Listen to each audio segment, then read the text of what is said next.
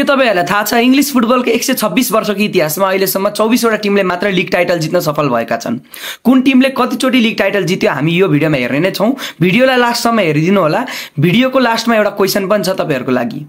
Manchester United र Liverpool समान 20 league टाइटलको साथ इंग्लिश फुटबलको सबैभन्दा सफल टिमहरू हुन्। त्यसपछि आर्सेनल छ। आर्सेनलले 13 चोटी लीग टाइटल जितेको छ भने 10 चोटी लीग टाइटल मैनचेस्टर सिटीले पनि चुम्बिसकेको छ।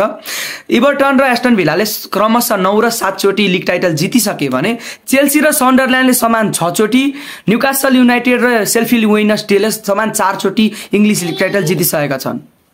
3 लीग टाइटल सेटमा पनि 4 वटा टिम छन्। तिनीहरू हुन् Blackburn Rovers, Huddersfield Town, Leeds United र वुल्भरह्याम्पटन वन्डरर्स।